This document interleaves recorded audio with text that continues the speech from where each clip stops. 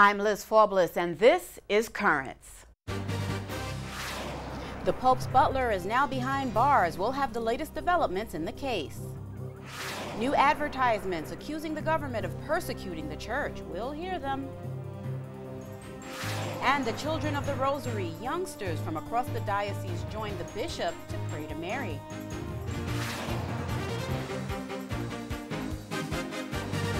Good evening and thank you for joining us. The Pope's butler is now in jail. Paolo Gabriele was transferred from house arrest to a Vatican prison cell earlier today to begin serving an 18-month sentence. He was convicted of stealing the Pope's private papers and leaking their contents to the news media. Gabriele had worked for the Pope since 2006. A co-defendant in the case, a computer technician, is awaiting trial. The Vatican Secretary of State says the Pope may still pardon the butler, but the clemency will depend on Gabriele's reform and a sincere request for forgiveness.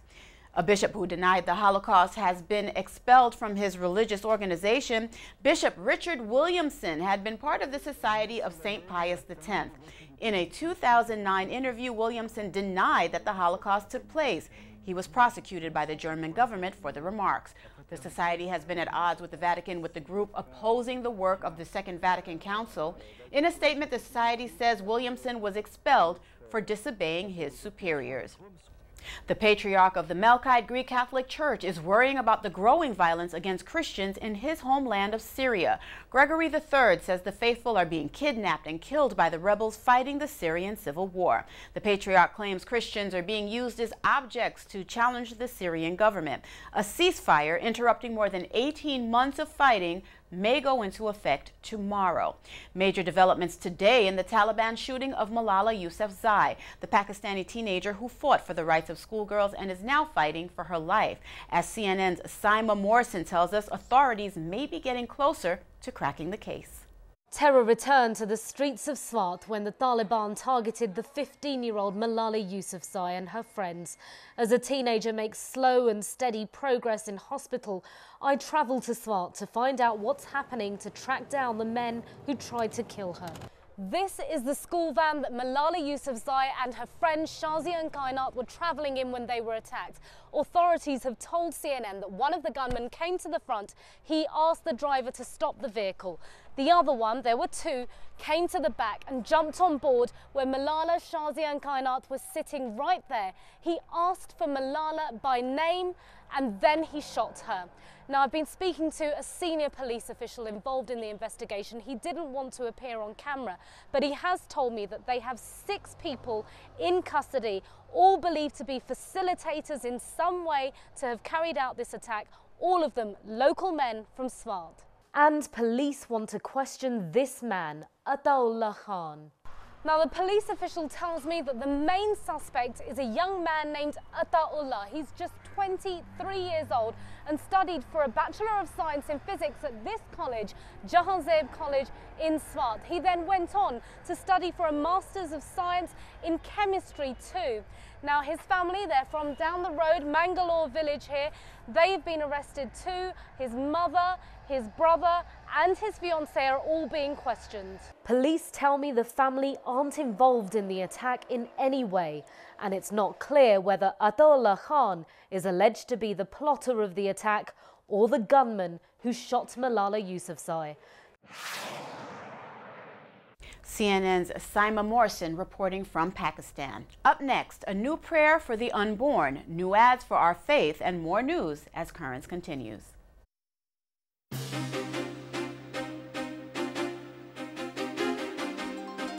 Welcome back. A Russian Orthodox priest is being credited with saving the lives of 2,000 babies. Father Alexei Tarasov has been working with women seeking abortions. After talking with the priest, the women, some 2,000 of them, have decided to have their children. The abortion rate dropped by 25% in Father Tarasov's region of Russia. The World Congress of Families is giving him an award for his work. Father Tarasov says his program is simple: listen to the women, give them full information about the abortion procedure, and offer material help. The Russian government is also praising his work. Meantime, a new blessing for the unborn has been approved by the Vatican. Archbishop Joseph Kurtz of Louisville originally proposed the idea of blessing the child in the womb to the Synod of Bishops now meeting in Rome. The Vatican said yes to the proposal and wants the blessing released in time for Mother's Day. Archbishop Kurtz now tells us more about his work. I had the privilege at the Synod to make a presentation on the blessing of the child in the womb. And I presented it as both a first evangelization of the child in the womb, recalling really our Blessed Mother Mary's visit to Elizabeth when both were pregnant, and John the Baptist leaped for joy in the presence of Christ. And so we see this blessing as really an opportunity for Christ's presence through the church to come even to the child in the womb. It's also, we see, a moment of new evangelization, if you will, for the mother, the father, and other family members. Now, of course, it is also a very positive and hope-filled way to announce to society the precious gift of human life. And I'm hoping, of course, that it will become part of the fabric of parishes throughout the United States and perhaps even throughout the world. At the Synod, the bishops have narrowed their work down to 57 points. Each will be voted on. Those approved will be sent to the Pope. Then the Holy Father will prepare his closing message. The Synod concludes on Sunday.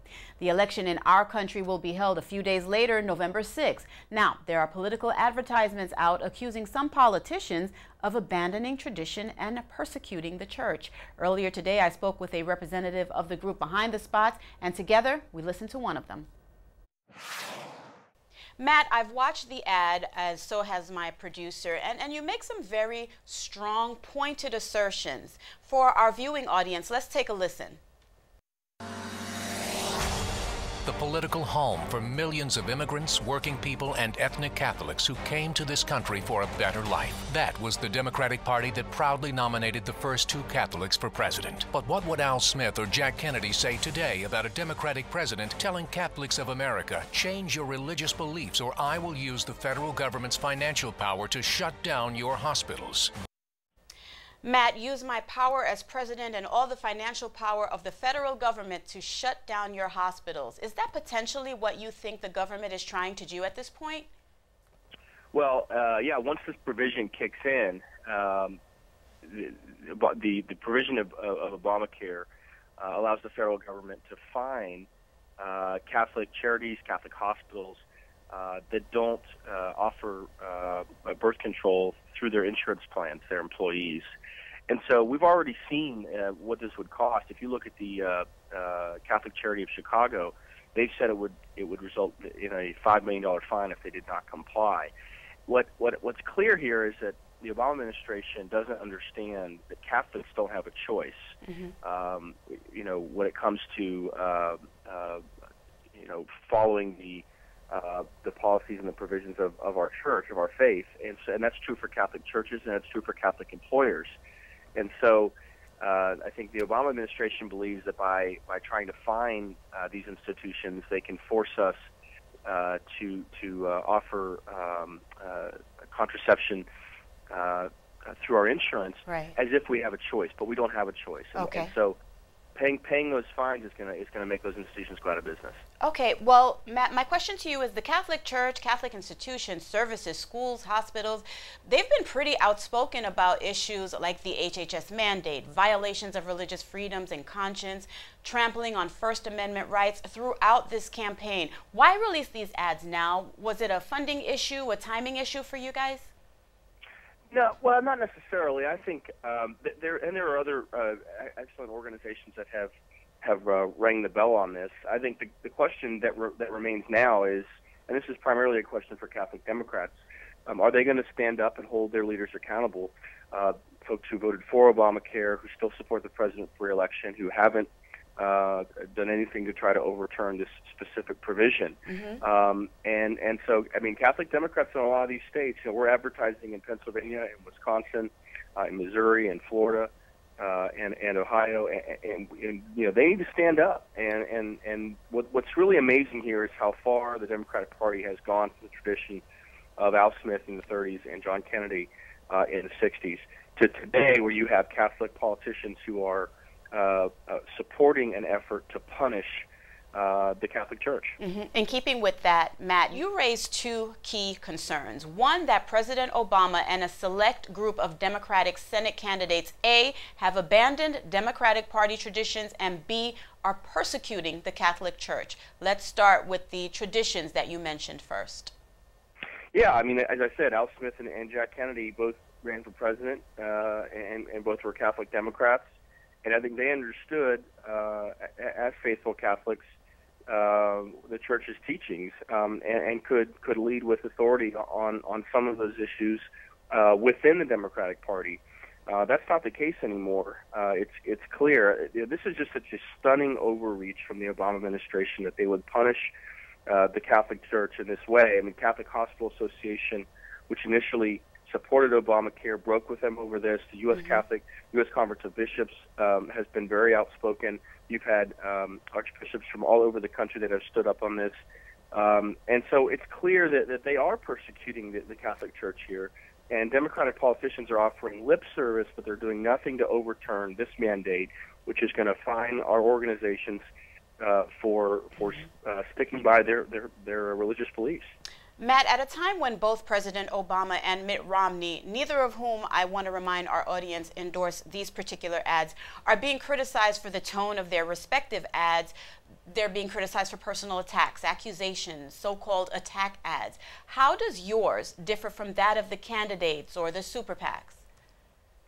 Well, I mean, you know, I think this is a pretty fundamental issue, and I think any Catholic politician who voted for Obamacare, who stands by the law, who stands by President Obama for his reelection, has a lot of explaining to do. And again, you're talking about an existential issue for these Catholic organizations. They can't choose to pay a $5 million fine, even if they could afford to do it, because it's not consistent with the Church's teaching.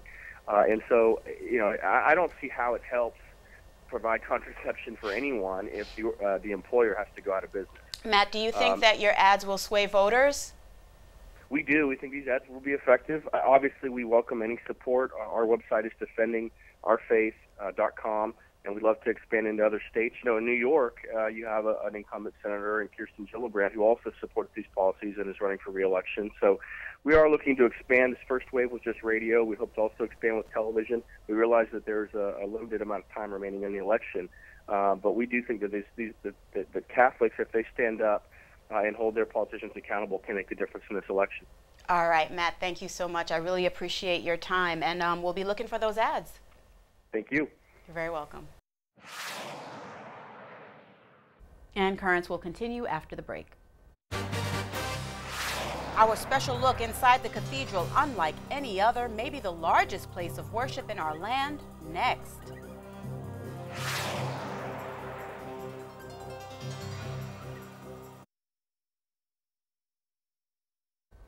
Welcome back. As we reported earlier, the Synod of Bishops is in its final days. The Year of Faith, however, is just underway, providing the framework for the new evangelization. The start of the Year of Faith coincides with the 50th anniversary of the start of the Second Vatican Council. The anniversary of another event is also being remembered now, and as CNN's Richard Roth tells us, this one almost changed the face of the earth.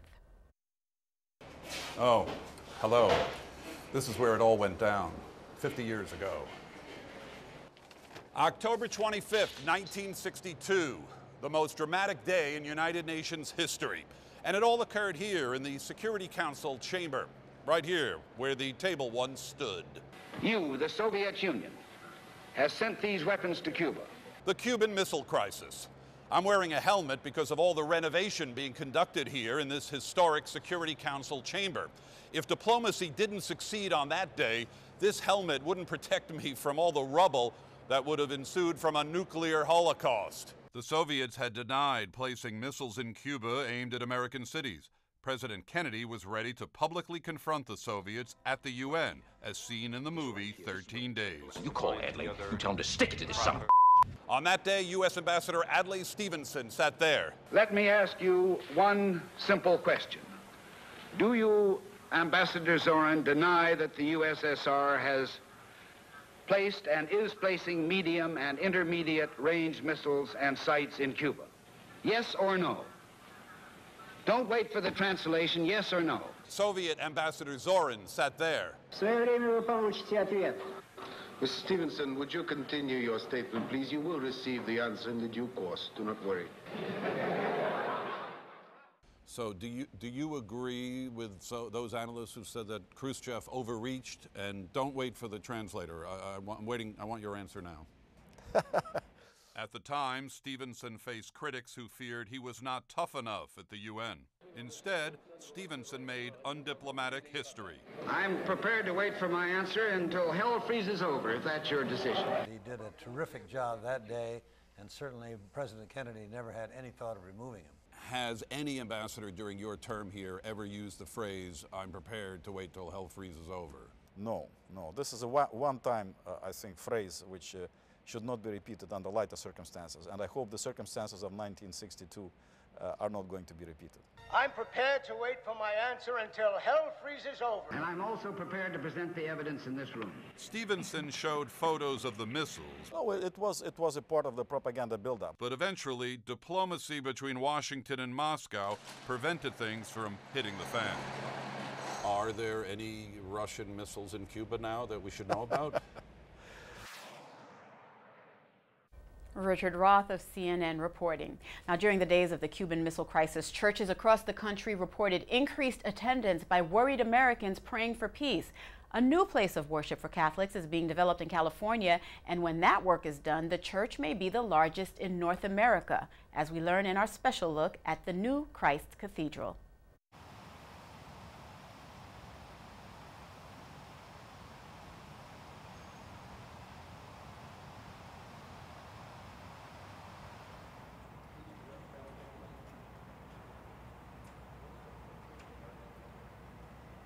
Really what this building is, it's a shell. And it is. It's glass and it's steel. So there's not a whole lot that you need to do with the building itself. It's what we need to do with the inside of this space to make it a Catholic worship space with a central altar, the bishop's chair, an ambo, a baptistry, a Eucharistic chapel, and all the elements that will go into making this a Catholic worship space. But we see it has incredible possibilities. Everybody seems to have in their mind's eye an understanding of what they'd like the cathedral to look like. And marrying all of those together so that it fairly reflects the community and reflects the teachings and the magisterium of our great church will be a challenge. Our intent is to retain what's called a liturgical consultant, and the liturgical consultant will help us with the design of the cathedral, but more importantly will help the Architectural and Renovation Committee hold an architectural competition. We think that we'll be able to solicit and enjoy the interest of some of the finest architects in the world when it comes to renovating and repositioning this property so that it is appropriate for Catholic worship. Right now, the way the cathedral is set up, it seats about 2,750 people. That's with seating, as you can see. When we put pews in, we think that we'll be closer to probably 3,500 people, or perhaps more, depending on the final alignment. That would make it certainly one of the largest worship and gathering areas in North America, and perhaps the largest. We believe that this space sacramentally can be a great focal and gathering point for our church in North America and really around the world. Our hope is to have the cathedral ready for Catholic worship for the sacraments in 2015. We continue with more currents after the break. The Children of Mary, the students of our diocese, join our bishop to pray the Rosary next.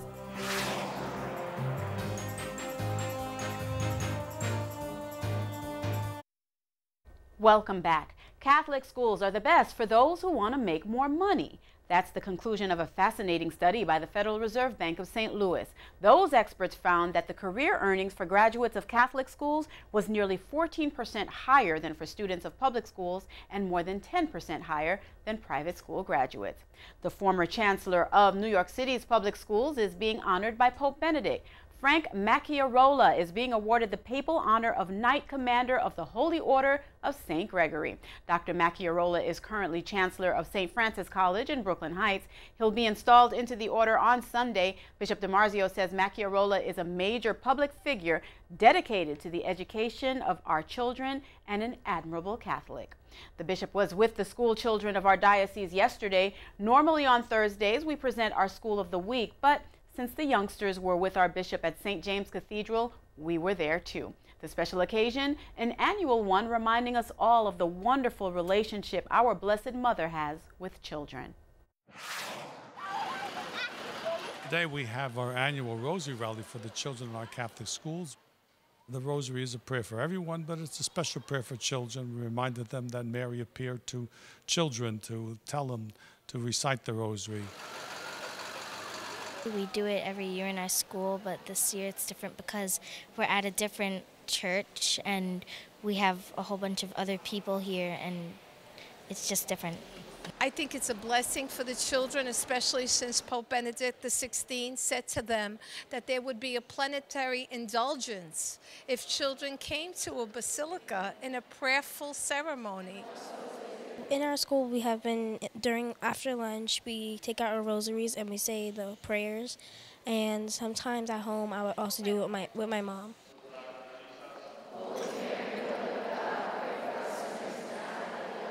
I think of Jesus and Mary, and I also think about how God feels when we're praying. These beads are very special to me because my grandma gave them to me when she was in the hospital. Hail Mary, full of grace, the Lord is with thee. Blessed art thou amongst women, and blessed is the fruit of thy womb, Jesus. There's an enthusiasm, there's an innocence that's so important. We saw the children announcing the mysteries with very clear pronunciation of the gospel, which is very nice. Everyone serves good wine first. Oh, it's really important. It's important to get them to see the other schools that are in the diocese, to meet with the bishop, and to hear about the Rosary, the stories of Mary, the stories of Jesus. The homily that the bishop said was beautiful. We come here today to pray the mysteries of the Rosary. We pray today the luminous mysteries of the Rosary. They are the events in the life of Jesus, somehow seen through the eyes of Mary, his mother. Who knew him best but Mary, his mother? Who knows you best? Your mothers, huh? They can know what you're thinking sometimes. That's uncanny how mothers know even what you're going to do before you do it, because they know you well. And so it was with Mary. She knew Jesus, her son, and she seems to know what to tell us about him.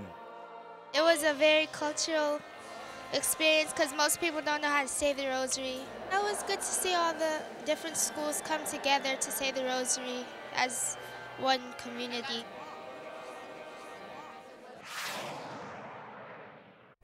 And thank you for joining us. Be sure to be here on Friday for Currents Week in Review. Until then, visit us online at currentsny.net. Tonight, we leave you with scenes from the Children's Rally for the Rosary. For all of us here at Currents, I'm Liz Faublas. Thank you for watching, and have a good night.